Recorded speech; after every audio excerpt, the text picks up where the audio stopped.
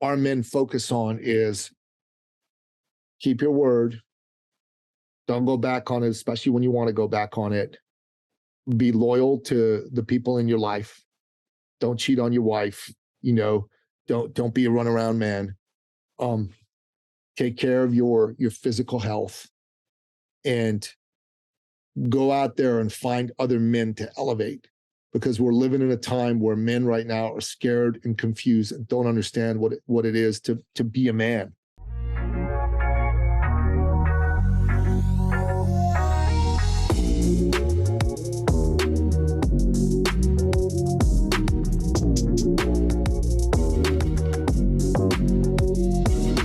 Let's impact some men today. I think we're going to do a great job. What's going on, guys? Ted Phaeton here, host of the Modern Man podcast. First, thank you for listening. And just really quick, I wanted to make sure I warned you about some explicit content that's included in this episode. I still think it's a message that you need to hear, so I'm happy to share it, but just wanted to give you a heads up. You might find some of the language offensive. And if you are sensitive to that, I won't take offense if you decide to skip it. If not, I think you'd really enjoy the content. So thank you for your support. And enjoy the episode. What's going on, guys? Welcome to the Modern Man podcast, where we connect men in pursuit of their potential. Join us as we embrace discomfort, cultivate community, and put wind in each other's sails. Now, if you're ready to take your personal and professional growth to the next level, be sure to like, share, and subscribe to the podcast. And don't forget to check out the Noble Knights Mastermind group, where you'll find the support, accountability, and mentorship you need to achieve your goals. Join us and become a part of a community of like-minded men on a mission to improve themselves and elevate their capacity for life. I'm excited to get winning in our sales coming out of Toronto, Canada. It's a pleasure to have Nicky Billou on the podcast, host of the Sovereign Man podcast, best-selling author, speaker, advisor, confidant, founder of eCircle Academy. Nicky, man, glad to have you on. Ted, it's an honor to be here. Thanks for having me on the show. Ready to rock. Ready to rock. I love it. And I love to make sure that the guest and the audience, they can have a moment to themselves without me getting in the way, interjecting, messing up the intro and whatnot. Because I also love to hear the guest introduce themselves for what's important to them, what resonates with them, tell a little bit of the story, because titles only tell the end. So I would love, Nicky, for you to take the floor really quick, make the podcast your own, and talk to the audience and tell them who you are. Well, I'm actually originally an immigrant from the Middle East. I'm a Christian from Iran. When I was 11 years old, my late father, God rest his soul, could see the turmoil going on in my country. The Islamic Revolution was happening, and he made a decision that he was going to get his Christian family out of Iran, because this was no longer going to be a great place for him to raise his Christian family. Now I was 11. This was my home. This was where all my friends were, and I was not happy to be leaving. But in retrospect, it's the single greatest thing my dad did for our family. He changed the trajectory of our family's legacy. He took us from tyranny to freedom. And I got to tell you, I am ever so grateful for that. It is one of the reasons I'm a champion for freedom, free expression, and free enterprise. You know, the great Robert Kiyosaki says that we're living in an age and an era where, unfortunately, dark forces are trying to fill impressionable young minds with the mush of Marxism. But freedom is still what is the key to the greatness of America and the greatness of the West. We're all fortunate that we get to live in freedom. Is this the perfect society? No, it is not. But it is still the greatest, freest society in the history of the world. And I, for one, am grateful to have escaped from a place where if you say the wrong thing about the rulers of the country, you can be thrown in jail and killed. Yeah, you know, amazing. So I came from there to here. And my father was an uplifter of human beings. If he knew you and you were looking for work, he'd get you a job. If he knew you and you were looking to start a business, he'd help you get it going. If he knew you and you were looking to buy a car or a house or an apartment and you didn't quite have enough money, he would top you up so you could buy that car, that house, that apartment. Now you might be thinking to yourself, what? What are you talking about? Who does that? Nobody does that. Well, the late, great Napoleon Billou did that. And why would he do that? Well, first of all, he would do it because he could. He was successful. He had the financial means. But the second reason was he was a Christian. And he believed that it was his duty as a Christian to be of service and to share those blessings that he had gotten from God with his fellow man and woman. You think about that. That's powerful. That is the man that raised me. That is the man that infused the fire of manhood inside of me. And I wanted to always be like my dad. I wanted to be an uplifter of human beings. I wanted to be somebody people could count on, and I wanted to be someone successful. Man. And that's why I got into entrepreneurship. And, in a big way, I work with a lot of folks in entrepreneurship who've got a desire to be bigger and better. I've written 9 books, actually 10 if you count the second edition of one book, but we're going to be getting rid of that one. So these are some of the books that I've written. Well, this ain't one of mine, but this is my latest book, the second edition of a book I wrote. Got the attention of Donald Trump. He endorsed it. That was kind of cool. The first edition of the book is here. This is the precursor to that book. This is a book I wrote about how to create $1 million a year income. This is a book I wrote about how to go into your network and generate more money. Most people don't go into their networks properly, and that's why they leave $500,000 to $10 million on the table. This is the second edition of my first book. Forward was written by Olympic gold medalist Mark McCoy of Canada. Phenomenal man, 110-meter hurdles, about how to have a mindset of a champion. That's the first edition. This is a book I wrote for children on how to be good capitalists, Kathy Capitalist and Johnny Jobmaker. And this, my friend, is a book that you'll have a lot of special interest in, because it's a fable written for people who are doing a side hustle and want to make it their full-time gig and want to make enough money to do it. So make sure you go pick yourself a copy of some of these books up, especially this one from Amazon. That's kind of my deal. I'm all about serving the good men, the good women of the world. I want them to succeed. I want them to win. I want to keep freedom alive. And I want to make sure that every single man and woman who's got a big dream knows that there's people out there, someone like me, who believes in the majesty of their dreams and is going to help them rock that dream and take it to the top. Man, Nicky, I could end the podcast right here, man. Go ahead, hit the record button. No, I'm joking. That's amazing. It's inspirational, it's informational, and it's passionate, which I love, because my first thought when you talk about the late great Napoleon Billou and the decision that one man can make to change the trajectory of a family, I want to hone in on that really quick in terms of, for a lot of people listening and some of the guys listening, how they operate their lives. They don't take it seriously, man. And it's amazing to think that the decisions that we make day in and day out, how we carry ourselves, could echo past ourselves, not just around us in our household, but really into our community and into our county, our state, and country. How important was the decisions your father made to you, and how does that play into the decisions you make day in and day out as you live your life? Look, my dad was somebody who, without his decision, I wouldn't even be here right now. I'd probably be dead, because when I was just a young boy in Iran, the Iraqis invaded Iran, and I was going to go fight. And young boys, 13, 14 years old, which is the age I was, we were sent to the front lines ahead of the men, and most of them were killed. So that's probably what would have happened. So that decision was everything for me, brother. Everything. It's powerful and important to understand that, when you move forward in life, you got to remember the man who dug the well, and my father dug the well for me. And inside the work I do with men, like I run a men's organization, I run a business group. I help people be seen as the go-to thought leader. I help them do things like take a business that's, $100,000 a year, turn it into $1 million, take $1 million business, turn it into 10 million, or someone like yourself who's got a side hustle. I help folks like you take that side hustle and make it their main gig and get rid of the job for good.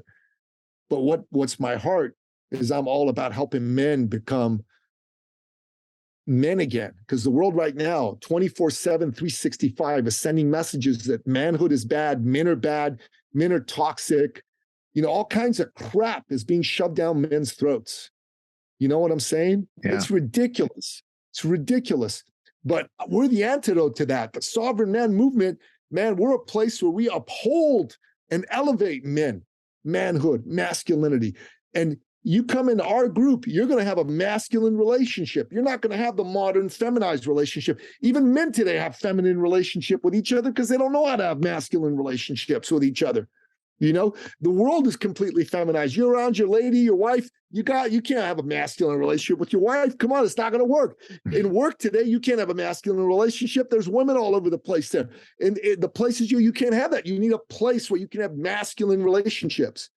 You know, where a man can tell you straight out when you're full of shit, right? He can just tell you off and say, you're full of shit. And, you know, if you're man enough, you'll take it. You won't take it all as an insult. Oh my God, how you say that? Well, he told you that because you are full of shit. Get over yourself, right? Get over yourself. That's what happened. And that's the job of a masculine relationship. Iron sharpens iron, not by being sweet and pretty to you, but by being direct and focused with you. You know, we can't live in this age of soft, the era of the soft man. David Goggins talks about that, right? He talks about that we're living in the era of the soft man and the soft woman, especially the soft man. And we cannot have that. We got to toughen men up. We got to harden them up. We got to send them out into battle because the world is a metaphorical battle right now. And if you can't be around a group of men and take criticism, your ability to take criticism from another man is directly correlated with your ability to go out there in the world and be successful. Okay? David Data said that. If you're in a men's group and you're not taking criticism, you ain't in a men's group. You're in a women's group, only there's hairy men in it because, you know, that's what's around you, but they're not acting like men. How important is criticism? It's got to be criticism. It's everything. How important is criticism when it comes to the growth of a man, when it comes to identifying his blind spots?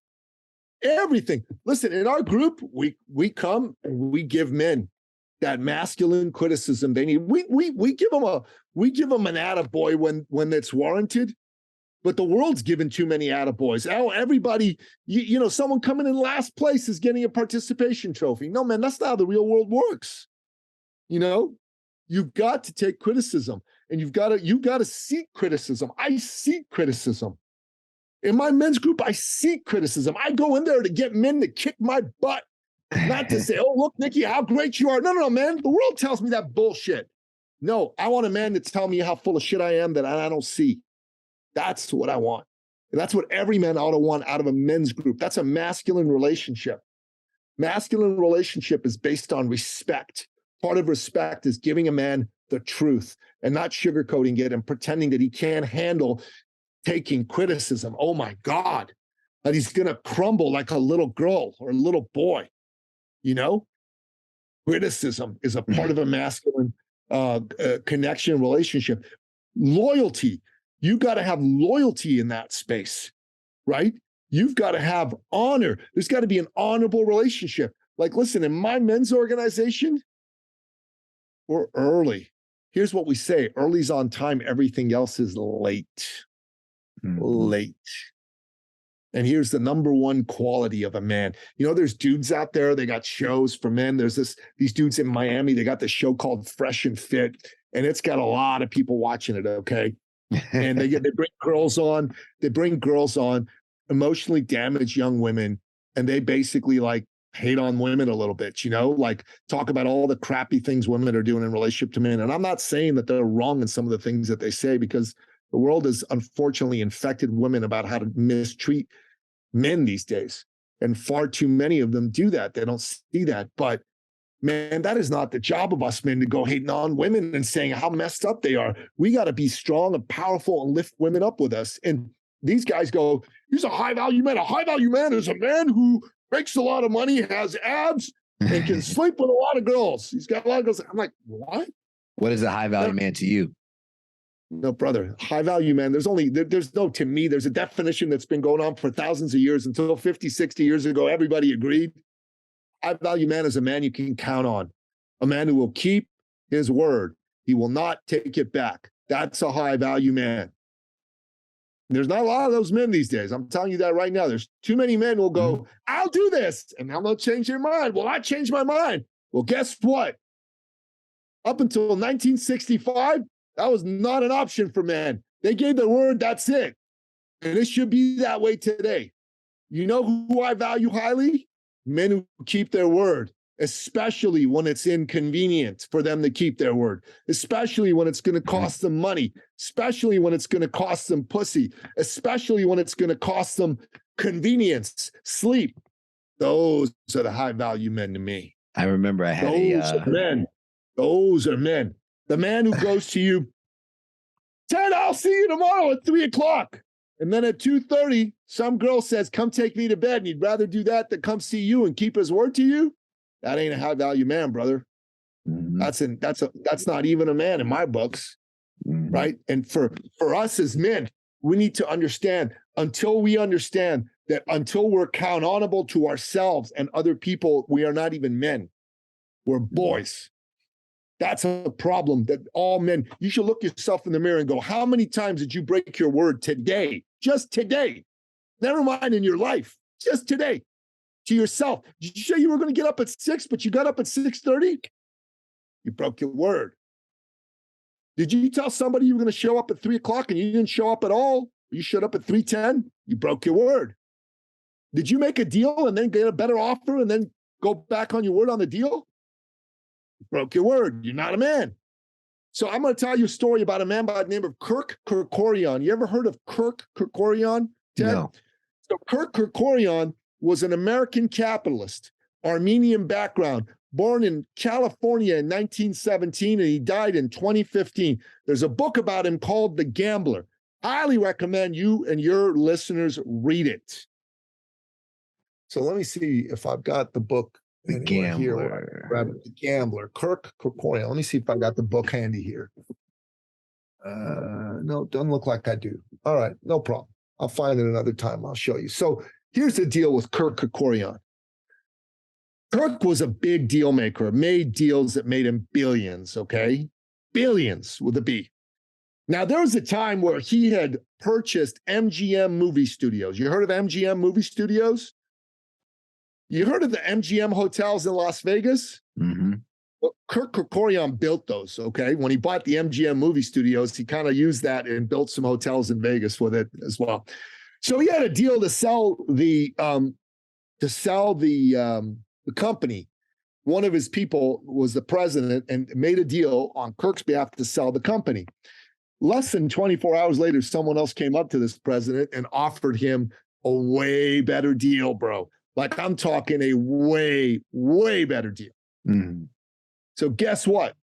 The guy's like, oh my God, what should I do? He goes, okay, I'll call Kirk. And he goes, calls Kirk. He goes, hey, Kirk, hey, it's your president. He goes, yeah. What do you want? He said, listen, I made a deal yesterday, blah, blah, blah, to sell the company. And, we got to deal with these guys. But then today, these other guys calling it off and such a better deal and blah, blah, blah. And he started getting into how much of a better deal it was. And halfway through his tirade, Kirk goes, hold up. I only want to know one thing. He said, what's that? Did you give your word to those folks yesterday that they have a deal? He goes, yeah, but he said, that's it. Why the hell are you even calling me? Keep your word. Now, in the short term, that cost Kirk $1 billion, $1 billion with a B. Okay? Sure. And this is in the 1990s, so it'd be like $5-10 billion today. You understand what I'm saying? Mm-hmm. But guess what happened shortly after that deal got consummated? Word got around that Kirk Kerkorian's word was inviolate, unbreakable, unmessable with.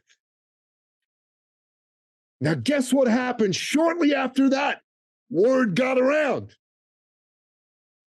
Kirk Kerkorian started getting calls about deals that were not available to anybody else. You understand what I'm saying? To anybody else. And you know why he got those calls and nobody else got those calls? Because the people making those calls understood that Kirk Kerkorian's word was gold and you could count on it. Now, Ted, can you imagine if you walked into the world and you had that reputation amongst your fellow men? Oh, absolutely. My father used to always say, someone's watching. And I never knew what that meant. And this was before the time of social media, right? This is before, everything you did in college was posted on Facebook and Instagram and things like that. But he used to say, somebody's always watching.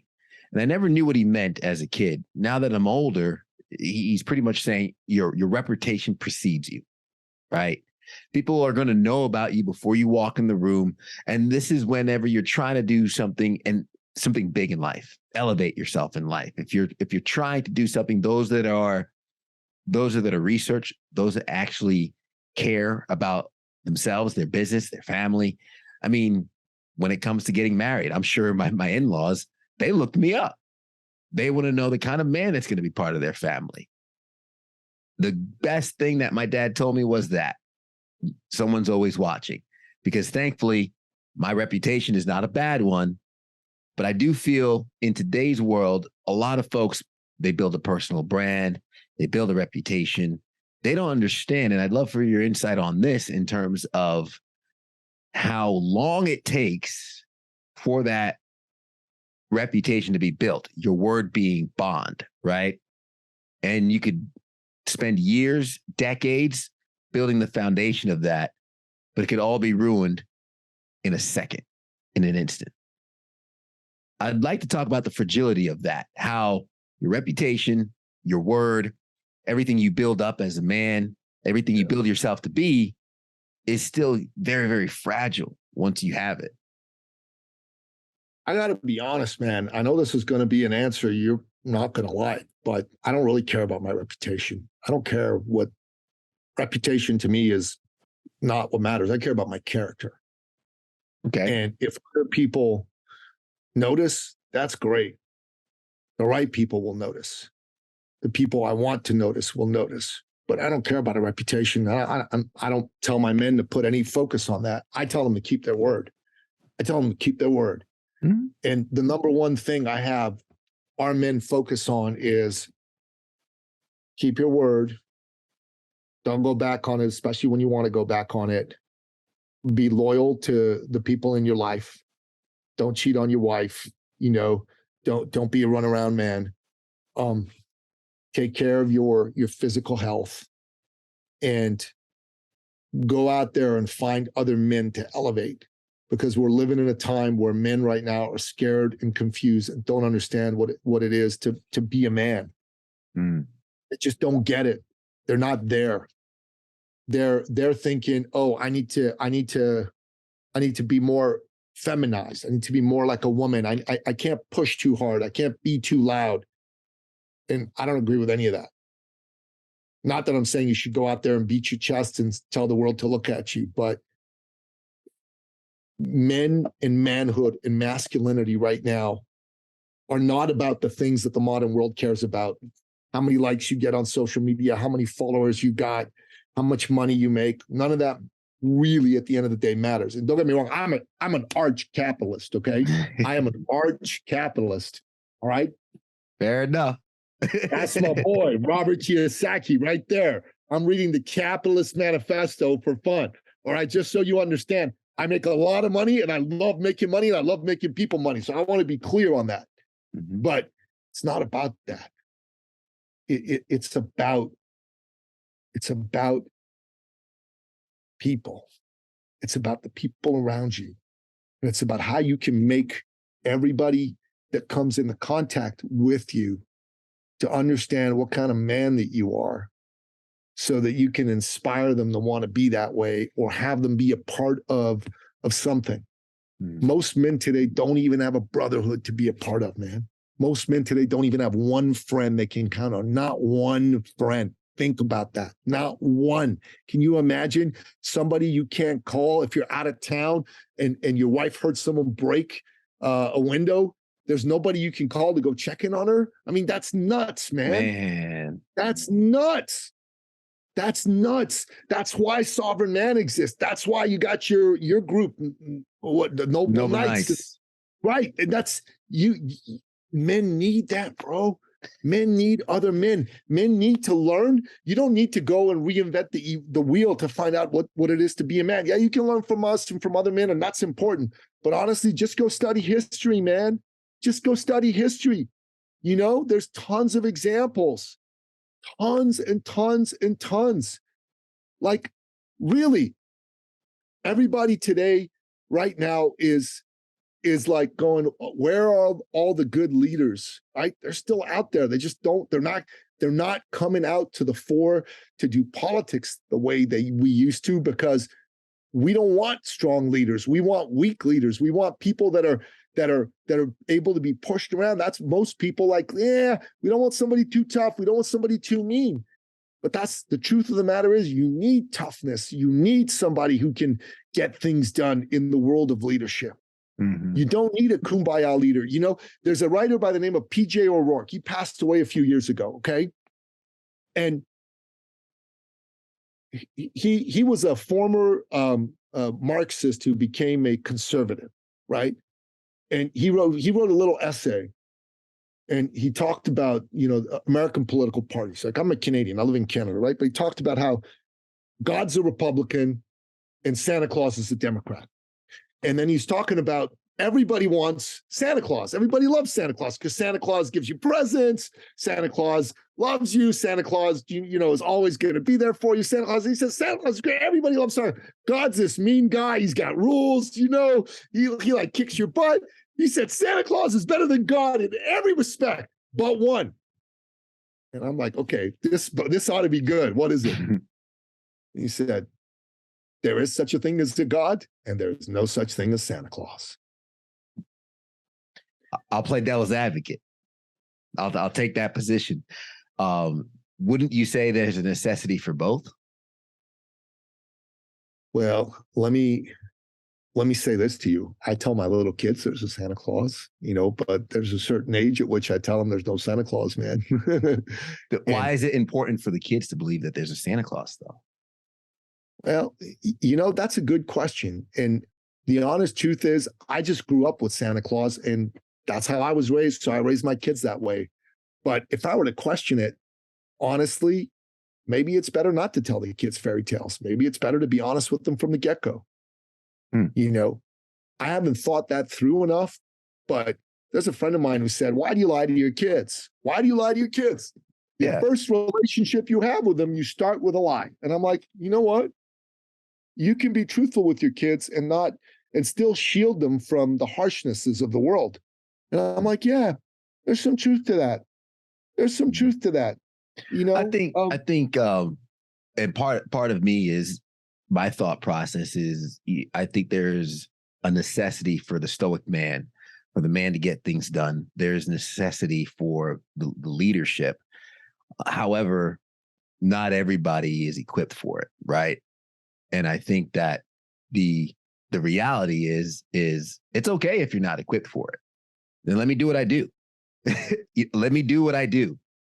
And I don't think there's something wrong for those that believe in Santa Claus, but we also need those that move forward, those that get things done. I think to your point, our advancement is led by people who challenge the status quo, who push forward, who keep their word. And I say reputation, the trophy behind my head that I'm always blocking, my dad always yells at me for. I got this in the 8th grade, and it's sitting right next to an Emmy. And when I won the Emmy, my dad said, that award is still your favorite award. And it sits on my bookshelf, and it's the acknowledgement of integrity and character. Right. And so you mentioned character. My dad's like, no matter what you do in life, like, that's my favorite award. You're a 13-year-old kid. and your school recognized you for your character and your integrity. And part of that was just, I'm going to be who I am. I'm going to step into this world wholeheartedly as myself. And to your point, I'm going to face my flaws. I'm going to face my shortcomings. I think part of the reason I won that award was because there was a little kid we were playing. You ever played handball back in the day where you throw the ball against the wall, and if it hits, you got to peg somebody? Kid was younger. He was one of the younger kids at recess, and he threw it, terrible aim, hit another kid. Let's call him Jonathan, right? Hits Jonathan. Jonathan's like, oh, who did that? And this kid's terrified, right? Probably still believed in Santa. I said, oh, man. I said, oh, man, listen, I did it. I pegged you with the ball, Jonathan. He picks up the ball and pegs me with it. And I say, all right, now we're even. Like, I could take it. He couldn't take it. I could take it. Then he bends over to pick up the ball again. I said, no, we're finished. And he's like, no. And he's coming up and I punch him. I punched him to end it. The teacher saw it. And I said, don't worry about it. I got this. And I walked myself to the principal office. I sat down and I told the principal, I said, I punched Jonathan in the face. And then Jonathan comes in with the ice pack on his nose and he's sitting there and she's like, what happened? And I said, this. And I said, listen, man, I'm sorry I punched you in the face. I just wanted it to end. I didn't want you to peg me again. He said, I'm sorry. He shook my hand. We both go finish lunch. My friends are amazed. They're like, how do you get away with punching somebody in the face? To the point is, that little kid didn't have to, at that time, didn't have to be the person to punch him. But I'm glad I was there so he didn't have to get pegged with that ball. Do you think it's okay for there to be both? It's a deep question. I know it's a deep question. I think that it's not. Tell you the truth, I think you got to live in reality. You can't live in a fantasy. You can't tell people or yourself a group of lies, because then you're not living in reality. And the biggest problem that we have is there's too many people that are living in a fantasy la la land and they're not living in the real world. So, for little kids, yeah, sure, Santa Claus is fine, but you're a grown up. No, Santa Claus is not. You believe in Santa Claus as a grown up? No, hell no. Yeah. Right? And that's just a fact. And this is the problem with the modern world. Too much softness, and we tolerate it. And I'm telling you right now, the West is 30 years away from being completely overrun by hard, intolerant men from hard, intolerant countries. Because our men right now are soft and weak. And they cannot pick up a rifle and go toe-to-toe with these hard, intolerant men from places like the Middle East, from places like Russia, from places like China. They're emphasizing manly education for their boys. What are we emphasizing? Gender pronouns? We're pretending, men, with male genitalia are women, and we're allowing them to go into women's locker rooms and change rooms? Are you kidding me? Because they couldn't make it as an athlete with men. Now, okay, I'm going to say I'm a woman, so I'm going to go beat up on women. How's that fair to girls who've been working all their lives to win in their sport? And now some dude comes in and with biological advantages, he's kicking their butts. It's wrong, man. It's wrong. And this is part of being a man, is you got to be able to stand up and say things like this and take the consequences that come. Because if you don't, man, our world is done. We're finished. Study your ancient history. Ancient Rome descended into debauchery. And shortly after that happened, it was clear that the Roman men were no longer willing to fight for their country. They had to get mercenaries to fight to keep Rome safe. And when the money ran out, those mercenaries weren't ready to fight anymore. And the barbarians, the Goths, which were Germanic tribes, blew through Rome and sacked it, and Rome was no more. And the world descended into 1,000 years of darkness, brother. 1,000 years. And I'm telling you, this is what's going on in the West right now. Right now. What do you think it is that scares so many people about strong men? Scares people about strong men? Yeah. Because they've fed Marxist mush in their brains in the school system, through academia and through the movies for the past 30, 40, 50, 60 years. I mean, look at it, man. In the school system, they're saying America was founded based on racism right now. Is America perfect? No. Were there people among the founding fathers that were, racists and slave owners? Hell yes. But are you kidding me? America founded on racism? Actually, no. Read the founding documents of the Declaration of Independence. That's not the case. Okay, it's the only revolution in the world which did not kill hundreds of thousands of millions of people. The Iranian Revolution in my country killed over 500,000 people, the opponents of the regime. The American Revolution killed a bunch of redcoats, and then everybody else was able to go live on their own. And 80 years after the mistake that they made when the nation was founded, they went to war, a civil war to say, no, we screwed up. We didn't have all men be created equal. We allowed slavery, and we're going to be done with that. You think about that. What other country has done that? No other country. None. Today, there's more slavery today than there ever has been throughout history. There are 50 million people that are slaves in the world today, mostly sexual slavery. brother. It's crazy. People don't see this. They don't want to accept this. And they're like trying to pretend slavery, oh, it only happened in the United States and the North American continent, and it was only white people enslaving black people. Yeah, that was bad. But guess what? You know what? Black people enslaved black people enslaved white people. In Roman times, everybody enslaved everybody. Like, you read about what life was like back then. You lost a war, you're going to be a slave. That's how it was. You were going to be a slave. And if you were a pretty girl, you were going to be a sex slave, which is what is happening today. You know, it's ridiculous that people don't see this, don't agree with this, are trying to, they're pushing a narrative forward. And there's two types of people that are doing this. One are ignorant people, and that's okay. Ignorance you can do something about. You can help educate people. The other are malevolent people who want to take the free society that we have now and they want to turn it into a Marxist hellhole with a bunch of really rich people at the top and a whole bunch of peons at the bottom that don't have a lot and depend on them for everything. That's what most of the world is like. That's why I ran away from Iran. That's why my family came to the West, man. And if we lose freedom here, there's nowhere for the rest of us to run to. We're done. We're going to descend into 1,000 years of darkness, brother, just like Europe did, man. The barbarians are at the gate, and they're inside the gate. One of the questions you had was, or one of the things you had in your bio was the importance of men to step up. How can us as men step up? Anyone listening, anyone that's charged right now, but they don't know what to do. They don't know how to navigate their own lives. Maybe they work a job, they pay their bills, and they're kind of thinking to themselves, man, I don't know what I'm doing. I don't know where I'm going. I'm coasting. That's a great question. That's a great question. So first and foremost, you need to join some sort of brotherhood of men, either in your church or in a group like Noble Knights or Sovereign Man or something. You need to be around other men. You need to be around masculine relationships. You need to create them. You need to understand what a masculine relationship is, because you probably haven't had one in forever, maybe even ever. That's number one. Number two is go and read about what it is to be a man. You know, there's lots of great books out there. There's an author by the name of John Eldridge. He wrote a book called Wild at Heart.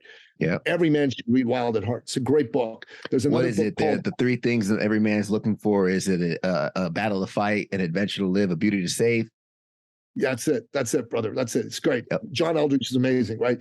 Secondly, there's another great book called The Way of the Superior Man by David Data. Every man ought to read that book. It's super important and powerful. And then thirdly, it's Stephen Arnio's Hard Times Create Strong Men. You read these books, they're going to fortify you with a lot of the information, the knowledge you need to know about how to be a man.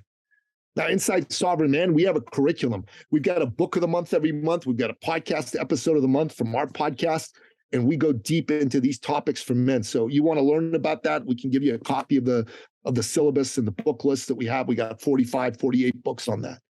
Mm-hmm. And thirdly, man, you've got to be in programs. So the most important program I did as a man is called the Sterling Men's Weekend. The next one's happening in less than 2 weeks. Justin Sterling runs it, sterling-institute.com. I don't get paid for this. I make no money from this, but it is very important. It will set you up to win in life.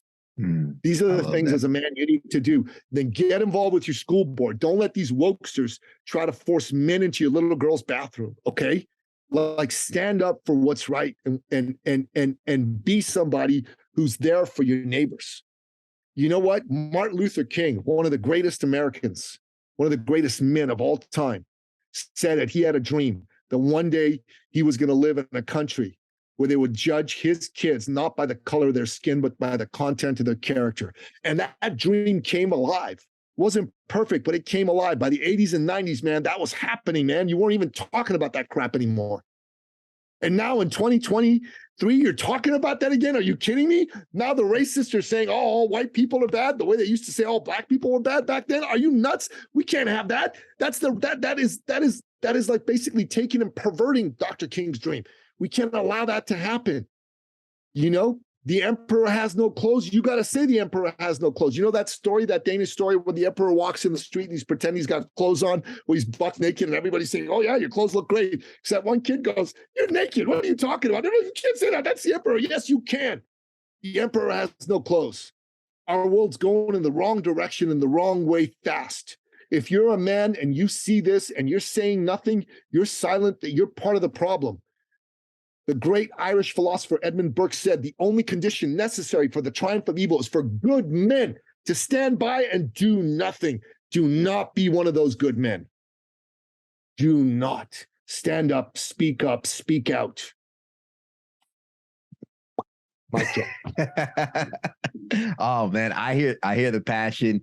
Nicky Billou, how can folks contact you, get in touch with you, learn more about the Sovereign Man podcast, the group, and everything that you got going on? Because I would love for the audience and everyone to have the resources to connect. Look, anyone wants to jump on a phone call with me, I'm going to give you a link to get on my calendar, free of charge. The stuff that I charge thousands of dollars for, I'll do a free call with any man who wants to speak to me. Go to eCircleacademy.com/appointment. Just fill out the form that with the time and say, I came from Ted's show. I'll do a call with you. That's the best way. But you can go to sovereignman.ca. You can look me up on Amazon. You'll see all my books, my podcast, blah, blah, blah. They're all there. Last question, and I feel like you might have touched on it before, but it's usually the heaviest question. What is something you've seen or something that's happened to you in your life that shapes the way you view the world as a man? Well, going through a separation and a divorce definitely helped me see other men's pain, because I felt that pain myself. And that's what has me be completely focused on looking into a man's eyes, seeing his pain, and telling him he's not alone and he can be part of a group of men and they can help him shake that pain out of himself. Nicky Billou, appreciate the time, brother. This has been impactful, inspirational, passionate. And I'll be sure to have the links in the show notes. Thank you so much. And we appreciate the time. I was going to ask some business questions, but I don't think we have time for the business questions because this was... Bring me back. We'll do it again. We'll have to do another round. We'll do a business show. You should come on my men's show, man. Let's have you on my men's show. Bring me on for a business talk and come on my men's show. We'll do both. I'd love to be on, brother. I'm going to recap some of the gems you left along the way really quick as we wrap up, just because I know some folks listening, they're working out, they're cleaning, they're riding their bike or driving. Keep your eyes on the roads, 10 and 2 out there. Late, great Napoleon Billou. And what I gathered was the decisions that you make in life will echo past your existence. Know that what you do and how you carry your day each and every single day is going to be impacting more than just yourself, your family, your friends, your community, and really the world around you is going to have the ripple effect and the butterfly effect of how you act. When you move forward in life, you have to acknowledge those that have built the well. I also mentioned build the well before you're thirsty. I love saying that. We have to be proactive. Dug the well. Dug the well. Yeah, for those who dug the well. But you want to dig the well before you are thirsty in life. If you know you're headed somewhere, you want to make sure that you are prepared. Give the truth, handle criticism, be able to be direct to your fellow man, to those around you. Tell them the truth. Don't be afraid of that conflict. And if you do receive criticism, acknowledge that as a gift. Acknowledge that as a way to improve and be better. Get involved. To step up as a man, you want to get involved in your community, get involved in your surroundings, read, learn, grow yourself. I always say elevate your capacity as a man for life. You lead by example. The bigger your capacity for life, the more those you can pour into, and be sure to join a community of men. Speaking of pouring into others, iron sharpens iron. Don't do it alone. I say it all the time. If you want to go fast, go alone. But if you want to go far and make a difference, go with others and see other men's pain. That was the last point Nicky made. Seeing other men's pain. You connect with folks by getting in the storm with them. In this world, we're either in a storm, just got out of one, or we're just walking into one. If you recognize someone in the middle of the storm and you've been there before, sometimes just simply walking in that storm and getting wet with them, withstanding the wind with them, gives them the community and the strength to keep going and pull them out to safety. Guys, as always, I'm going to ask that you hit that like button, hit that subscribe button. Go ahead and share this with a friend you know can get value from it.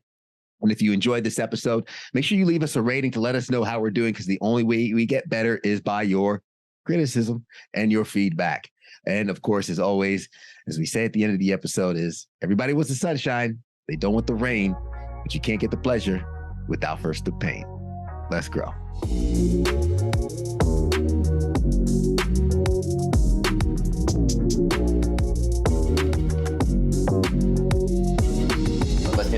today. I think we're gonna do a great job.